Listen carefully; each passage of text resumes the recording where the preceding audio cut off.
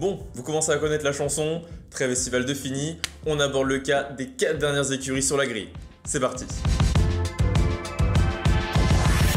On débute cette vidéo par parler de AC. Après un début de saison complètement phénoménal où Kevin Magnussen prend la 5ème place à Bahreïn, et bah l'écurie a doucement ralenti en rythme. On s'était dit, ça y est, As sort enfin des abysses de la Formule 1. Aujourd'hui, il se place à la 7ème position. Alors c'est toujours mieux que d'être dernier, hein. Je pense que Gunther y signe pour la 7ème place. C'est clair, mais il cherche surtout à développer la monoplace dans le bon sens, ne pas commettre les mêmes erreurs que dans le passé. Ouais, enfin là la monoplace c'est quasiment pas d'amélioration du tout, tu peux pas aller plus vite si t'essaies rien. Ouais, mais ça, c'est avant la Hongrie. Regarde-moi cette belle monoplace bien évoluée maintenant. Mais c'est une Ferrari ça. Attends, tiens, prends mes lunettes, tu verras mieux. Merci. Ouais, mais c'est une Ferrari Wish ça aussi. Ah oui, ils s'en cachent pas, hein. Ils ont délibérément copié le concept Ferrari. C'est surtout pour ça en fait qu'il n'y avait pas d'amélioration, ils ont étudié lequel des concepts des top teams fonctionnait le mieux et ils ont décidé de prendre celui de Ferrari. Puis étant donné qu'ils ont déjà le moteur, la boîte de vitesse, les suspensions de Ferrari, alors pourquoi se priver et ne pas continuer à prendre ce qu'ils ont? Dans tous les cas, copier ne veut pas forcément dire gagner, donc on va voir si leur copie de Ferrari va être fonctionnelle en cette deuxième partie de saison. Du côté des pilotes, le retour de Kevin Magnussen a vraiment fait du bien à l'écurie. Il pilote vite, il a l'expérience de la monoplace, de l'écurie, et surtout il est moins dégueulasse qu'avant. Donc As, ils ont gagné un point de référence sur lequel s'appuyer afin de voir la véritable performance de la monoplace. Chose qu'ils avaient du mal à faire l'an dernier.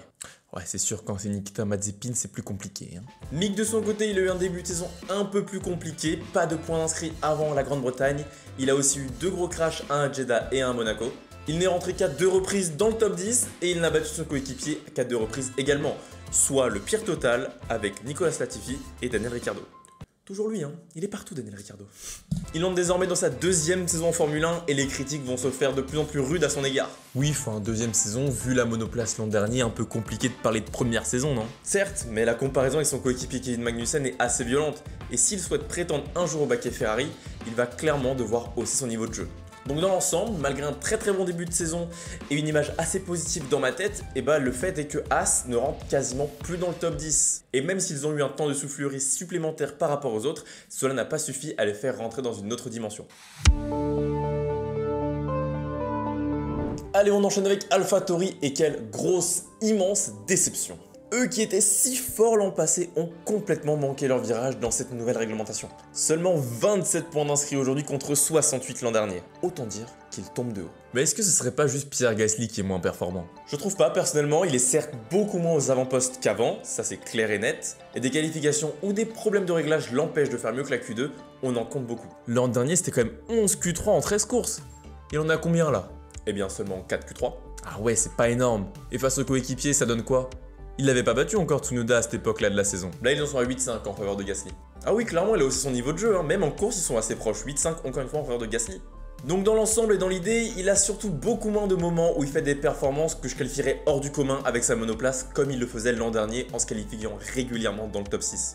Il essaie de se battre comme il peut, mais la monoplace, elle est simplement pas au rendez-vous. Et c'est probablement pour ça que Yuki Tsunoda, il me fait une bien meilleure impression cette année. Il a 11 points, soit 5 de moins que Pierre, mais étant donné qu'il a de meilleurs résultats par rapport à l'an dernier, son bilan, il est positif. Ah, et à l'inverse, Gasly qui avait de bons résultats l'an dernier, vu que là c'est moins bon, et bah ça fait un mauvais bilan. C'est ça, mais étant donné que les deux doivent faire avec une monoplace qui n'est pas performante, et bah c'est difficile de juger leur première partie de saison. C'est difficile de tirer des miracles de cette monoplace et s'il n'y a pas d'amélioration majeure qui arrive, et bah ça s'annonce très compliqué pour les AlphaTauri.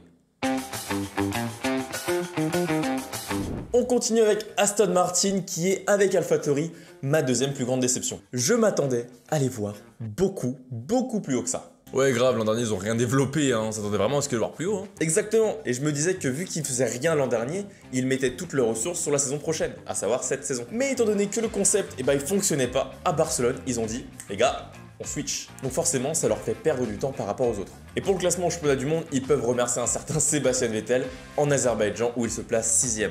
Et puis faut pas oublier qu'il a raté les 2 premiers Grands Prix de la saison, Vettel. C'est vrai, et malgré cela, il a inscrit 16 points, soit 12 de plus que son coéquipier. Et ça, c'est un gouffre quand on joue les dernières places. Hein. Mais il est clair que rentrer dans le top 10, c'est pas une chose aisée pour cette monoplace et sans les problèmes de fiabilité des autres écuries, eh bien, Aston Martin compterait beaucoup moins de points aujourd'hui. Concernant Sébastien Vettel, j'ai pas grand chose à dire à part que quand j'ai rédigé cette vidéo, il avait pas encore annoncé sa retraite. Donc j'étais en train de me dire que le gars va pousser quelques années supplémentaires, qu'il va aider au développement de la monoplace. Que dalle. Que dalle. Non, Sébastien Vettel, c'est sa dernière saison en Formule 1, donc bon, on va juste voir ce qu'il va être capable de faire. C'est sûr que cette monoplace, elle est pas très performante. C'est pas la Ferrari de ces dernières années, c'est pas non plus les Red Bull. Donc on va bien voir ce qu'il va faire avec. Par contre, pour Lance Stroll, lui, il est là pour plus longtemps. Et c'est clairement l'un des pilotes les moins flamboyants cette saison. Mais aussi des 4 dernières saisons. Honnêtement, là, rapidement, les premiers trucs qui me viennent en tête, eh ben, c'est son crash en Australie avec Latifi en qualif qui était tout le moment scandaleux. Ou encore au Canada, son double crash qui était mais à mourir de rire. Non mais le gars, il fait un drapeau jaune parce qu'il va quasiment dans le mur, il repart. Qu'est-ce qu'on voit? Drapeau jaune et drapeau rouge parce que le gars s'est refoutu dehors à un autre virage. Non, c'est clair, parfois on peut tirer dessus sur Lance Stroll, mais c'est clair que il est pas au niveau quoi. Donc quand on voit que son team principal dit qu'il est sous-coté, j'y crois moyen. Je pense qu'il est très bien coté là où il est. Donc voilà, pas grand chose à dire de plus sur Lance Stroll à part que c'est sur la lancée de ce que je connais de lui en Formule 1 depuis 2017. A voir s'il va avoir son coup d'éclat habituel annuel, mais bon, j'y crois moyen. Mais concernant le projet au global d'Aston Martin, Lance Stroll compte investir énormément. Alors maintenant il y a le budget cap, donc à mon avis ça n'a pas tant joué. Mais le gars est déterminé, à l'écouter, le gars il est là pour gagner le championnat. Il a l'air d'avoir un plan, donc je fais quand même confiance à Aston Martin, même si la stratégie de copier par-ci par-là, si tu copies les meilleurs pourquoi pas, mais si tu développes pas toi-même c'est difficile de comprendre ta monoplace et on a vu ça en 2020. Donc j'espère pour eux qu'ils vont pas faire une Renault et renouveler chaque année un nouveau projet.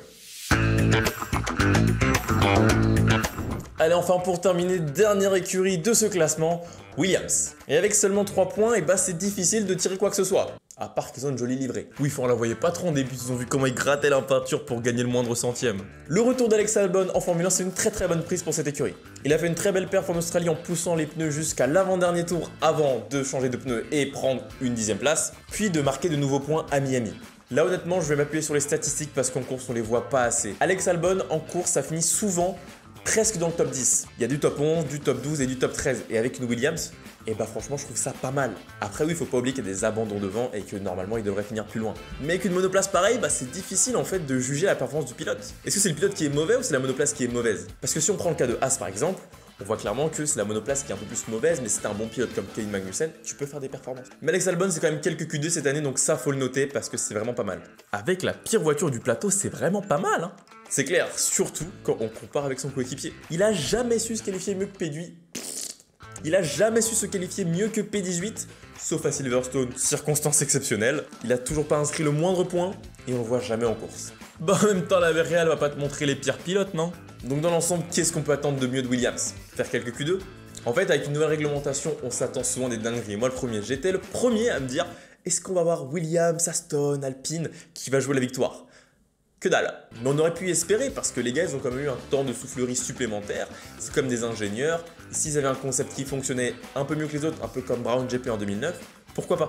Mais ce fut pas le cas et Williams est toujours en fond de grille. Ils ont toujours pas réussi à remonter la pente. Donc à partir de là, je m'attends pas non plus à ce que les choses changent beaucoup pour eux en deuxième partie de saison.